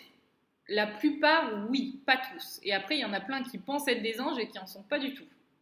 Sont-ils guidés, protégés de la même manière qu'un être incarné? Beaucoup plus que les autres. En général, c'est des gens qu'on va considérer comme étant des gens chanceux. Parce que tout va se dérouler super facilement dans leur vie, toi tu galères, tu sais pas pourquoi, et eux tout se passe facilement, et en général c'est des personnes pour qui les choses doivent se passer facilement parce que leur tâche de vie est ailleurs, elle est dans le fait d'aider les autres, et donc si elles doivent perdre entre guillemets leur énergie à des choses qui ne sont pas utiles, elles ne vont pas utiliser cette énergie pour aider les humains, ce qui n'est absolument pas le but de leur guide et de leurs anges. Il me semble avoir vu dans l'un de vos articles que certaines personnes avaient besoin de plus de protection des anges et des guides que d'autres. Je n'en ai pas bien saisi la raison. Pourriez-vous développer, s'il vous plaît? Eh bien, exactement comme je viens de dire. Il y a des gens qui vont avoir une telle ou telle mission, enfin, tâche de vie, et en fonction de la tâche que tu as à accomplir, ta protection ne sera pas la même, suivant les claques que tu dois prendre dans la figure ou pas. Donc les anges vont faire en sorte et les guides vont faire en sorte que tu ne reçoives que ce qui est bon pour ton évolution à toi. Donc tu n'auras pas la même protection que quelqu'un qui n'a pas la même tâche. Je ne sais pas si la question a déjà été posée car j'ai pas le courage de tout lire. Moi non plus, j'ai plus le courage de tout lire. Lorsque l'on demande quelque chose aux guides ou aux anges que l'on souhaite très fort car on est dans une situation désespérée, Peuvent-ils nous aider à l'accomplir même si cela n'est pas prévu dans notre chemin de vie? Oui, ils pourraient, mais ils ne vont pas le faire. Parce que pour eux, la seule chose qui est importante, c'est que tu suives ton chemin de vie et que tu réussisses la tâche pour laquelle tu es revenu sur Terre. Donc, désespérés ou pas, eux, c'est pas réellement leur problème. Ils vont te donner un peu d'amour pour que tu sentes que tu perds pas espoir et que tu continues ton chemin. Mais ils vont jamais régler une situation à ta place. Jamais. Est-ce que les guides ou anges peuvent être las de nos non-écoutes et se dire bon bah puisque tu n'écoutes pas, fais ce que tu veux, j'ai d'autres personnes à m'occuper. Non, enfin, ça leur est arrivé.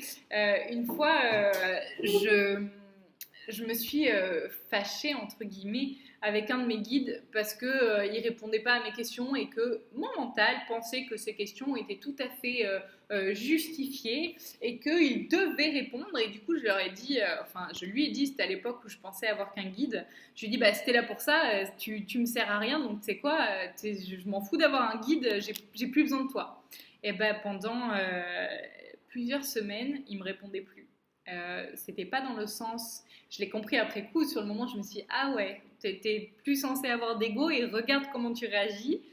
Et au final avec le temps je me suis rendu compte que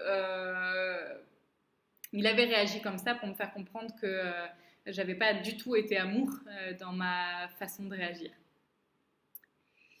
Peut-on perdre le contact avec nos guides lorsque l'on commence à les entendre et que le mental, avec les soucis, reprend le dessus et que du coup on ne les entend plus? Cela va-t-il revenir dès que le mental se sera calmé? Oui, bien sûr. Dès que le mental prend trop de place, de toute manière, on n'entend plus rien. Comment bien différencier nos guides et les âmes perdues bien intentionnées qui, eux, nous guident avec gentillesse et parfois amour en se faisant passer pour eux? Car tu avais expliqué lors d'une vidéo cette différence, mais lorsque ces âmes parlent et encouragent comme des guides, le ferait, comment faire? C'est difficile. Le seul moyen, c'est de demander à ton cœur est-ce que c'est un guide? Et tu vas voir que si c'est oui, la réponse, tu vas ressentir quelque chose de particulier à l'intérieur de toi. Et en plus, comment faire la différence? La plupart du temps, les guides n'ont pas du tout la même énergie que les entités. Donc si c'est une énergie qui est douce mais qui est assez faiblichonne, il y a de fortes chances que ce soit une âme, alors que si c'est une énergie qui quand elle te touche par exemple, tu peux leur demander de te toucher pour savoir qui ils sont. Et si elle te touche et que tu sens une vague d'amour d'un coup, ce sera un guide. Mais le moyen le plus simple, c'est de toujours écouter, de poser la question à son cœur parce que lui seul connaît la réponse. Y a-t-il un côté gauche et un côté droit où les guides s'expriment le plus car je les entends toujours du côté gauche? Bah, moi, je les entends à droite la plupart du temps. Et là, j'en entends un à gauche. Donc, en fait, non, il n'y a pas de... Je pense qu'il doit y avoir une raison, mais je ne la connais pas en tout cas. Et dernière, visiblement, ils ne parlent pas tout autant chez les uns que chez les autres. Les uns ont de longs discours, les autres n'ont que des mots en réponse à des questions ou de petites phrases d'encouragement. Comment expliquer cela? Le développement de la clairaudience et du mental qui parle un peu trop. Tant que le mental parle un peu trop, clairaudience n'est pas développée. Et du moment où justement tu arrives à domestiquer et contrôler ton mental avec amour, je me répète une énième fois, dans ce cas-là, clairaudience, il y a de la place dans toi, il n'y a plus quelqu'un qui blablabla, et du coup, forcément, il y a la place pour de longs discours. Alors que si c'est oui, j'entends ça, ah, et ça veut dire quoi? Ah, j'entends ça, ah, ça veut dire quoi? Ouais, mais tu lui laisses pas le temps de finir, le pauvre, donc forcément, il donne que des mots. Tu n'as que ce que tu es capable de recevoir et de. Comment dire? Que ce que tu es capable de recevoir et ce que tu es capable d'interpréter. Enfin, dans le sens où tant que ton mental est trop présent, ça sera que des mots que tu recevras, mais ce n'est que parce que le mental est trop présent, pas parce qu'ils n'ont pas envie de parler plus. Est-il possible d'avoir des guides pas bavards justement, si l'on entend et si l'on n'en entend qu'un, comment entendre les autres? Commence par un. Commence par en entendre un bien, et pour ça, le seul moyen, c'est de faire la pleine conscience et de calmer le mental. C'est le seul moyen. De toute manière, je pense que je vais faire un article sur ça. Le premier pas à faire dans la spiritualité, c'est l'ancrage et être pleinement dans le moment présent. Enfin, être faire le vide en soi et arrêter de se poser des questions toujours, de vouloir tout expliquer, tout contrôler, tout prévoir à l'avance. Tout ça, c'est pas la vie, c'est la survie. Donc je pense que ce que l'on devrait commencer à tous faire avant de vouloir entendre nos guides, c'est arriver à domestiquer le mental. Comment les différencier et savoir auxquels on s'adresse quand on a clairaudience sans entendre de son? Comment tu peux avoir clairaudience sans entendre de son? Je suis pas sûre de comprendre la question. Est-ce systématiquement qu'un ange nous remplisse d'amour lorsqu'on lui demande? Style apaisement ou douceur ressentie? Oui, bien sûr que quand tu as besoin d'amour, c'est les premiers à t'en donner. Ils sont amour, donc forcément, dès que petite Marie a besoin d'amour, ils sont là pour toi, obligatoirement. Que penses-tu des vidéos sur YouTube de Dorine Virtue pour les méditations ou l'entrée en contact avec les anges? J'ai écouté une seule fois, ça me parle pas plus que ça. Après, je sais que ces vidéos aident beaucoup de personnes, donc je pense que voilà, si ça te plaît et que ça t'aide, continue à le faire. Moi, j'arrive pas à passer par ce chemin-là, mais chacun a ses moyens et je pense qu'elle est très très bien pour beaucoup de personnes. Les anges ont-ils tous la même apparence? Peut-on les voir? Non, ils n'ont pas la même apparence, ça dépend de ce à quoi ils ont envie de ressembler. Les miens n'ont pas du tout le même visage, par exemple. Et est-ce qu'on peut les voir? Eh ben, je les ai jamais vus, tu vois. Ça, c'est une question à laquelle je n'avais jamais réfléchi. Je les ai jamais vus comme je vois des défunts. Par exemple, les défunts, ça m'arrive souvent de voir une petite brume, enfin comme un mirage l'été, là où on voit que ça ondule. Alors que les anges, par exemple, la dernière fois, quand les trois sont venus autour de moi, je les ressentais, je recevais des images mentales qui m'ont permis de les visualiser, mais je ne les ai pas vus avec mes yeux physiques. Je ne m'étais jamais posé la question. Merci. Peut-on voir ces guides et leur apparence? Autrement dit, qu'à ton niveau, je veux dire. Je suis pas sûre non plus de comprendre la question. Déjà, en fait, moi, je les vois pas, mais en fait, ils m'envoient des images mentales pour que je puisse les voir. Et tu peux, toi aussi, les voir de cette manière-là, bien sûr. Mais pour ça, encore une fois, je me répète, il faut calmer le mental. Comment s'adresser aux anges et guides? Que peut-on leur demander? Quelle prière? Alors, j'ai répondu 5 fois à cette question pendant la co-conférence.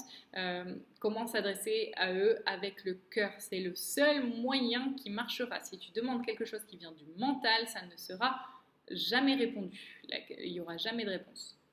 Que peut-on leur demander? Tout ce qui vient du cœur. Tout, tout, tout, tout. Vraiment, tout.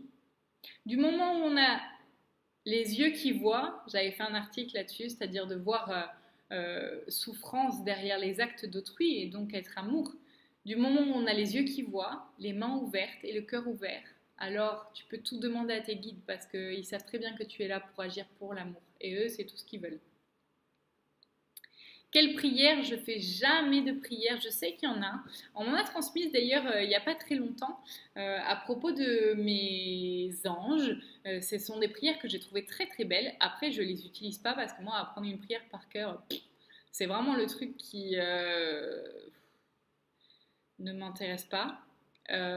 Pourtant, j'ai trouvé cette prière vraiment très belle, mais mon seul moyen de communiquer avec eux, c'est de le faire avec le cœur. Donc, ça marche tout aussi bien qu'une prière, et ça marche mieux qu'une prière qui est juste récitée et pas faite avec le cœur. Doit-on parler à haute voix ou nous entend-il quand on pense? Eh bien, j'ai remarqué que certaines fois, il fallait parler à haute voix et d'autres fois, quand je pense à eux, ils arrivent. Mais la plupart du temps, je parle à haute voix. Alors que certains esprits qui viennent dans ma salle de bain, par exemple, quand je parle dans ma tête, ils entendent. Mais les guides, c'est comme si leur plan était beaucoup plus loin et que du coup, il fallait les appeler à voix haute. C'est comme ça que je l'ai vécu. Comment savoir s'ils ont entendu? Tu le sentiras à l'intérieur de toi. Tu vas sentir comme des fourmillements, des frissons, tout ça agréable. Et quels sont les signes? Ça dépend de quel signe tu as envie de voir. Ils répondront toujours à ce que tu as envie de voir. Les guides sont-ils des défunts que l'on a connus? Non. Comment savoir si un signe provient de tel guide? Tu ne peux pas vraiment le savoir à moins de leur demander et d'avoir clairaudience pour entendre la réponse. Est-ce que les guides et les anges font parfois cette tête-là? C'est cette image-là. Oui, ça leur arrive. Ils sont pas pour autant déçus de ce que tu fais. C'est juste qu'ils se disent putain, comment je vais y arriver, comment on va arriver à transmuter souffrance en amour, mais ils sont pas déçus de toi et ils perdent jamais espoir.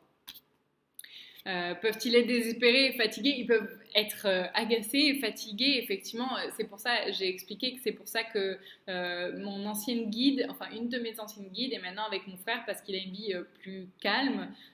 Et du coup, elle était fatiguée de se réincarner avec moi et donc on a choisi d'un commun accord d'échanger nos guides.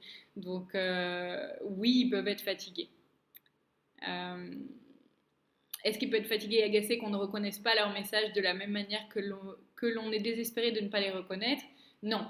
Nous, la plupart du temps, c'est le mental qui nous fait dire ah, je ne reçois pas les messages des guides. Eux, c'est pas dans ce sens-là, c'est dans le sens je suis fatiguée, va falloir que je trouve un autre moyen pour qu'ils puissent écouter, quoi. Mais c'est pas, ça va pas aussi autant dans le désespoir que nous on y tombe en tant qu'humains avec notre mental qui se morfond en permanence. Peuvent-ils nous en vouloir? Non, absolument pas. Par contre, ils peuvent te donner des leçons pour que tu comprennes que ce que tu as fait, ça se fait pas. Comment se passe leur quotidien? Eh ben, j'ai toujours demandé et on m'a toujours répondu il y a des choses qui ne te regardent pas et que tu verras quand tu reviendras à la maison. Donc j'en sais rien, je sais pas ce qu'ils font, je sais qu'ils sont là quand je leur parle. Les matins, quand je fais les soins, ils sont là avec moi. Mais après, les après-midi, j'en ai aucune idée. Il faut savoir que le temps ne passe pas du tout de la même manière chez eux que chez nous. Donc voilà, c'est tout ce que je sais. Ont-ils des moments à eux? J'en sais rien du tout, je suis désolée. Tout ce qui concerne leur vie privée, j'en sais rien. C'est des réponses qui ne m'ont jamais été données. Pourtant, j'ai été curieuse, mais on m'a jamais répondu. Y a-t-il des choses qu'ils aimeraient que l'on fasse, nous humains, mais à laquelle on ne pense jamais? Être amour, aider les autres gratuitement, sans jamais rien demander en retour. D'ailleurs, j'ai posté quelque chose à ce sujet hier. Au sujet des attentats à Paris, je trouve ça très beau que tout le monde ait changé sa photo de profil, mais je trouverais ça encore plus beau que les gens cèdent en dehors des attentats. Je me suis toujours rappelé quand je vivais à Paris, les dimanches, un dimanche par mois, je faisais une visite dans Paris où je faisais des événements en fait sur Facebook où les gens pouvaient acheter des bananes et de l'eau et on allait les distribuer à tous les SDF. Et en fait, j'en ai fait je sais pas combien, où à chaque fois on était deux. Les gens, on n'avait pas grand chose à faire. Enfin, c'était dimanche, ils étaient fatigués, et puis leur fatigue passait au-delà du fait d'aller aider les autres. Je trouve ça bien hein, de s'écouter, c'est pas du tout ce que je dis. Je dis juste que la solidarité qu'on voit avec les attentats, elle est sélective et elle est temporelle. Et je trouve ça vraiment dommage et j'aimerais bien que ça continue dans le temps et que les gens puissent penser aux autres en dehors de ces moments d'horreur. Et c'est vraiment mon souhait le plus cher et c'est vraiment le souhait des guides aussi, que chacun puisse un peu penser aux autres gratuitement et sans rien attendre en retour. N'en ont-ils pas assez de nos plaintes? Si, ça les saoule super souvent. Même moi, hein, je les entends. Pourtant, je pense râler 70% moins qu'avant. Et ils continuent des fois, quand je râle sur la route, par exemple, je les entends faire. Et je me dis, ah merde, c'est vrai. C'est vrai qu'il faut pas que je râle. Enfin, pas qu'il faut pas que je râle, mais que est-ce que ça sert à quelque chose que je râle? Non, ça sert à rien. Ça mènera pas. Ça fera pas avancer le schmilblick. Euh, Leur arrive-t-il de nous en vouloir malgré le fait qu'ils soient amour quand nous ne sommes pas assez agréables avec eux? Non. Non, ils t'en voudront jamais. Bon, ça va, on est bientôt à la fin. Les guides peuvent-ils intervenir concrètement, c'est-à-dire allumer une lumière dans une chambre cet été avec Jeanne? La lumière s'est allumée sans explication et sans intervention de personne. C'était peut-être toi, Johanna, tu venais nous voir la nuit. J'en ai pas le souvenir d'avoir allumé la lumière en tout cas. Ils peuvent allumer la lumière, mais c'est pas leur tasse de thé. En général, c'est plus la tasse de thé des fantômes qui s'amusent. Il y en a plein qui sont mesquins, pas dans le sens méchant, mais dans le sens ils aiment bien s'amuser avec les humains, c'est marrant. Moi, la première, hein, franchement, je serais un fantôme, c'est mesquin, hein, c'est pas, ça manque pas d'amour, mais c'est rigolo de faire peur aux gens. Bah voilà, ça les amuse eux aussi, quoi. Donc je pense pas que ce soit des guides, je pense que c'était plus des esprits. Pour une fois, j'ai une question. Est-ce que certaines pierres peuvent faciliter la communication avec les guides et de manière générale certaines facultés ou perceptions? Oui, prenez vos stylos. Pour les guides, il y a le bois fossile qui aide à communiquer avec ses guides. Il y a l'astrophilite qui aide à retrouver ses vies antérieures et communiquer avec les guides aussi. Il y a la sulfurite qui aide à communiquer avec les guides. Et en pierre, pour développer les facultés ou perceptions, pour se soigner soi-même avec les mains, il y a la merlinite. Pour développer la médiumnité, il y a la covéline. Pour développer le cœur, parce que ça aussi c'est une faculté, non? Il y a l'apatite verte cristallisée, qui est une petite merveille. Je la conseille à beaucoup de personnes. Il y a aussi la cobaltocalcite, l'opale blanche laiteuse et l'opale rose des Andes. Voilà, je pense que c'est déjà une petite liste de pierres pas mal. Après, je vous conseille. Et il y a aussi l'agate œil pour développer la médiumnité. Il y a l'agate œil. Par contre, je vous conseille fortement, vous en faites ce que vous voulez après. Je vous conseille de ne pas les acheter si vous n'êtes pas prêt à voir. Parce que quand je les ai achetés, c'est peu de temps après que j'ai commencé à développer ma médiumnité et que je l'ai extrêmement mal vécu à avoir une queue de 50 personnes dans ma chambre le soir. Si vous n'êtes pas prêt à ça, ça ne veut pas dire que ça va forcément vous arriver, ça veut juste dire que tant que vous n'êtes pas prêt et que vous avez encore des peurs, n'achetez pas les pierres pour développer vos capacités. Attendez d'être prêt. Sinon, c'est votre choix. Et rien n'arrive par hasard. Les plus connus de ces grands guides ou anges pourraient-ils en fait constituer une représentation accessible culturellement de parties plus profondes de nous que nous partagerions tous collectivement sans le savoir? Des consciences énergétiques internes, communes et autonomes à la fois, des entités liées par exemple aux énergies internes de nos propres chakras. Je ne me suis jamais posé la question, les guides sont en train de me dire que oui, on a une énergie commune, mais que ça n'a aucun rapport avec les guides, mais que oui, on a une énergie commune. Et ainsi, représenterait-il nos liens à la fois collectifs et personnels vers la source? Cette énergie commune, oui, mais les guides, non. Et donc, d'une certaine façon, la potentialité de chacun à s'élever, à se compléter, se réunifier d'une façon plus vaste par le chemin de l'exploitation ou encore par des perceptions ou les échanges avec eux. Non, c'est pas en rapport. Mais par contre, eux, ils sont là pour t'aider à trouver la source que tu as à l'intérieur de toi. S'agirait-il de champs de conscience internes qui ouvriraient une voie vers quelque chose de plus vaste, de plus complet que nous-mêmes, telle une origine ou une finalité? On vient tous du 1, hein, donc bien sûr que tout ce qu'on vit, c'est pour retourner, pour arriver à transmuter la souffrance en nous en amour et donc revenir vers cette origine comme tu as pu le mentionner, effectivement. Bon courage pour démêler tout ça simplement. Si j'ai pas répondu clairement à la question, surtout n'hésite pas à me le dire en commentaire de la vidéo. Et tes guides, Johanna, ils pensent quoi du fait que nous posions tant de questions? Ça les fait sourire. Parce qu'ils sont en train de dire que vous pourriez avoir les réponses à vos questions si vous sachiez un petit peu faire le calme à l'intérieur de vous. Est-il possible d'être protégé par exemple des accidents de route? Si oui, est-ce les anges ou les guides qui protègent de ça? Oui, c'est possible et c'est les deux en accord, tout dépend de la gravité de l'accident. Mais la plupart du temps, c'est les anges et s'il y a besoin de plus de renforts, c'est les deux ensemble. Je ne pense pas que mes guides, mes anges m'aient abandonné. Pourtant, je suis dans une telle galère, de tels doutes que je ne comprends pas pourquoi, malgré toutes mes demandes, mes questions, j'ai si peu de réponses. Mais parce que tu écoutes pas. Parce qu'il y a tellement de bruit du mental à l'intérieur de toi que tu ne peux pas entendre les réponses. C'est pas eux qui ne te parlent pas. Du tout. Et en plus, je les entends, ils sont en train de dire mais oui, si elles pouvaient nous écouter, on est toujours là. Donc, et puis en plus, tu le sais, je t'ai déjà dit par mail, bien sûr que tu es protégé et que ils sont là pour toi, mais ils ne peuvent pas intervenir dans ta vie. C'est à toi de faire les choix que tu as à faire et ils ne peuvent pas répondre à ta place. C'est le respect du libre arbitre. Ils ne peuvent pas te donner une réponse de ce que tu as à faire. Je vois des heures miroirs toute la journée, des petits signes par-ci par-là, histoire de me dire coucou, on est là, mais pas de réelle réponse à mes questions. C'est donc qu'ils veulent que je trouve les réponses toutes seules, bien sûr. Je suis trop exigeante, avec toi-même peut-être.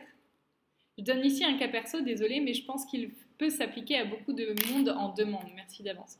Oui, oui, bien sûr que tu as eu raison d'exposer un cas particulier, c'est très bien pour en parler. Et effectivement, je pense que tu es beaucoup trop exigeante avec toi-même, par rapport à ton cas particulier, je pense que tu te fais trop subir de choses, enfin, dans le sens où tu te respectes pas assez et tu écoutes pas ton cœur. Tu écoutes encore le mental qui espère que les choses changent, alors que le cœur il connaît déjà la réponse et tu n'arrives pas à faire le vide à l'intérieur de toi parce que le mental est super présent et que lui croit tout mieux savoir que les autres, donc forcément c'est lui qui t'écoute. Mais bien sûr que tes guides sont là et ils font que te parler. Beaucoup de questions ont déjà été posées, très intéressantes, j'ai hâte de découvrir les réponses, j'en ai moi aussi. Tu nous parles des guides des anges, mais du coup tout s'embrouille. Qui doit-on appeler pour quel problème? J'y ai répondu en tout début de conférence. Je précise, que peut-on demander aux guides et que peut-on demander aux anges? Alors, aux guides, ce qui est pour notre évolution, aux anges, ce qui est pour notre protection et pour faciliter notre vie. Est-ce que nos guides peuvent changer au cours de notre vie? Oui. Comment savoir qui sont nos guides? Faire le vide en soi. Est-ce qu'il y a certaines méditations plus propices pour entendre la voix de nos guides? Oui, oui, oui. La méditation de pleine conscience que j'ai sur ma chaîne YouTube et que vous trouverez, elle est très vieille. Je suis étonnée qu'elle n'ait pas plus de vues que ça parce que c'est quand même le but principal de toute une vie d'arriver à être en pleine conscience. Je voulais savoir si les guides, rien que les guides, est-il possible qu'ils puissent ressembler à des animaux mystiques, tel un phénix ou bien un dragon? J'y ai répondu avec le centaure, j'en ai aucune idée, j'en ai jamais vu, donc je présume que non. Voilà, enfin pas dans ma vie et pas dans le monde de Johanna, en tout cas après dans votre monde à vous, c'est fort probable. Je vais peut-être pas tout répondre, je vais voir celles qui méritent une réponse. De toute manière, on est à la fin. Les guides et les anges communiquent avec nous de différentes manières, y compris à travers les heures miroirs. Peux-tu, s'il te plaît, nous faire une checklist pour chaque heure? C'est déjà sur mon compte, sur ma page Awakening. Les terroristes ont-ils des guides et des anges? Si oui, pourquoi ne font-ils rien pour les empêcher? Le respect du libre arbitre. Donc, bien sûr qu'ils ont des guides et des anges, et pour le coup, eux, ils sont vraiment comme ça. Parce que échec de mission pour eux, quoi. Ils sont censés mener leurs élèves à l'amour et au final, ils les mènent à la haine. Et ce qui est encore plus dur, c'est que la plupart du temps, les élèves, donc les humains réincarnés, pensent, en tout cas pour les terroristes, qu'ils agissent pour l'amour. Là, par exemple, pour ce qui s'est passé en France, ils agissent pour Allah, ils agissent pensant agir bien pour le Coran, sauf qu'en fait, a priori, ces gens n'ont pas réellement lu le Coran parce que Allah a décidé que la personne humaine était sacrée et qu'il fallait absolument pas la tuer. Donc je pense que bien sûr, leur mental est extrêmement sur le devant et qu'ils interprètent le Coran à leur sauce, tout comme l'ont fait les catholiques et bien d'autres religions. C'est pas les seuls. C'est pas les seuls qui tuent au nom de la religion. Hein.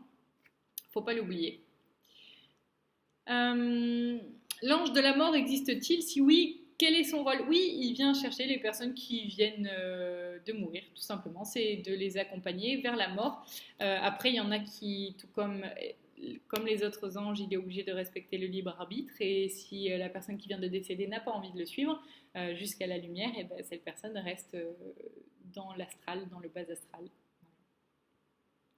Que dire de ces morts violentes, imprévisibles, attentats, accidents? Cela est-il aussi une possibilité dans notre chemin de vie? Pourquoi les guides et les anges ne nous aident pas à poursuivre notre tâche de vie? Voilà, attends, je suis pas sûre de bien comprendre la question. Que dire des morts violentes et imprévisibles? Cela est-il aussi une possibilité dans notre chemin de vie? Dans le sens où les attentats, dans la globalité du monde, tu veux dire? Est-ce que ça va changer quelque chose dans le monde entier? Bien sûr. Regarde comment les gens se comportent entre eux maintenant. Il y a de l'amour entre les gens. C'est incroyable quand même qu'il faille de la mort pour créer de l'amour. S'ils pouvaient persister, il n'y aurait plus besoin de ces attentats. Et ça me fait bien rire parce que je vois sur les murs Facebook de beaucoup de personnes qui disent oui, c'est la faute des politiciens, c'est la faute de ci. C'est toujours facile d'aller chercher la faute à l'extérieur au lieu de se remettre en cause soi-même. Parce que le jour où on s'aimera, il n'y aura plus besoin de toute cette haine pour nous faire nous aimer. Faut pas l'oublier. Donc j'espère que j'ai répondu à la question. Pourquoi les guides et les anges ne nous aident pas à poursuivre notre tâche de vie? Et tu crois qu'ils font quoi? Tu crois que même si tu es perdu dans ta vie actuelle, c'est pas parce que tu es sur ta tâche de vie en train d'essayer de la chercher? Bien sûr qu'ils t'aident, ils te tiennent par la main pour t'y mener. C'est juste que c'est ton mental qui ne le voit pas, mais tu es déjà sur ta tâche de vie. Sont-ils impuissants face à tant d'énergie négative? J'ai l'impression que beaucoup meurent sans avoir eu la possibilité de s'accomplir, d'aller au bout de leur mission. Des fois, la mission n'est pas forcément celle à laquelle on pense. Je donne un exemple concret. Jusqu'à la mort de ma mère, je pensais qu'elle avait, entre guillemets, raté sa vie. Elle s'est jamais accomplie, elle a toujours été dépressive, elle allait toujours pas bien. Pour moi, elle était en manque d'amour total quand elle est décédée, et pour moi, elle n'avait pas réussi sa vie. Et il y a peu de temps, je pensais à elle, et c'était au moment où je faisais la vidéo sur la mission de vie. Et là, je l'ai entendue me parler, et elle m'a dit, tu sais ma chérie, ma vie, je l'ai pleinement réussie. Et je lui ai dit, ah bon, pourquoi? Elle me dit, parce que je vous ai fait, toi et ton frère. Et c'était ça ma mission. Et j'ai envie de pleurer quand je le dis parce que j'ai toujours pensé qu'elle avait raté sa vie et en fait, elle l'a pleinement réussi. Donc voilà, la mission n'est pas toujours là où on l'attend.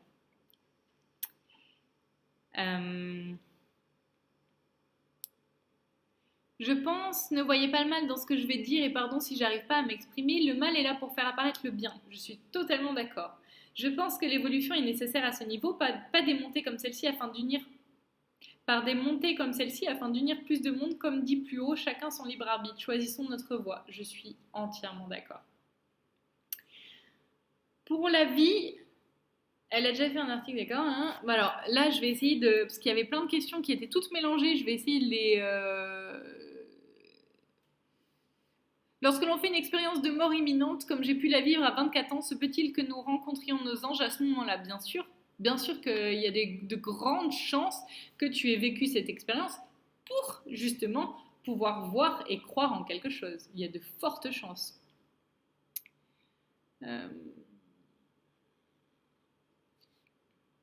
Alors, j'essaie de retrouver les questions. Là, je suis désolée, il y a trop de choses qui sont mélangées. Je suis pas sûre de retrouver les questions. Eh ben, je crois que c'est tout.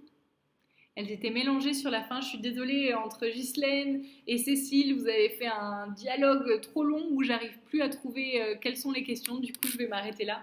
Je pense qu'on a répondu quand même à pas mal de questions. J'espère que ça vous aura aidé et que vous aurez pu un petit peu trouver des réponses sur vos guides. Mais sachez qu'ils sont toujours là. Sachez que tout ce qui se passe dans la vie, dans la vôtre, dans le monde entier, n'arrive jamais par hasard. Que tout ce qui arrive, c'est bien sûr pour qu'on aille vers l'amour. Et que si on était un peu plus amour les uns envers les autres, ça serait pas mal. D'ailleurs, il y a quelques temps, on m'a demandé d'en parler. Je ne l'ai pas fait à l'époque et je pense que c'est aujourd'hui le bon moment. Tous les jours à 19h dans le monde entier, il y a des méditations à d'une heure. Enfin, vous pouvez faire que 15 minutes, c'est vous qui le voyez. C'est tous les jours à... Non, c'est pas à 19h, c'est à 21h si je dis pas de bêtises. Et en fait, tout le monde se relaie. Et vu que c'est dans le monde entier, bah forcément, ça crée un roulement où il n'est jamais 21h partout en même temps. Donc, les gens de chaque pays, à 21h, méditent. Et du coup, ça fait un roulement constant de méditation pour l'amour. Et je pense que je vais m'y mettre si je trouve la constance de le faire tous les jours. Et je pense aussi que si on pouvait tous, un minimum, faire des choses gratuitement, être amour gratuitement envers les autres, ça coûte rien de, vous voyez quelqu'un qui a faim dans la rue, mais achetez-lui un sandwich, vous n'avez pas d'argent, donnez-lui un sourire, c'est gratuit un sourire, c'est gratuit un bonjour, c'est gratuit de dire à quelqu'un qu'il est beau, c'est gratuit de dire à quelqu'un, de lui demander comment ça va et de ne pas sauter au-dessus du ça va où on voit que ça va pas. Tout ça, c'est des choses gratuites qui amènent énormément d'amour dans le monde. Et en amenant un tout petit peu d'amour chaque jour de votre côté, le monde peut vraiment changer. Juste un tout petit peu. Juste prendre soin des gens et leur apporter l'amour que vous aimeriez que l'on vous porte. J'espère vraiment que ces événements vont pouvoir amener plus d'amour et de conscience à tout le monde. Et j'espère que vous aurez eu toutes vos réponses sur les guides et les anges. Et si vous en avez d'autres, n'hésitez pas à les laisser en commentaire sous la vidéo. À très bientôt!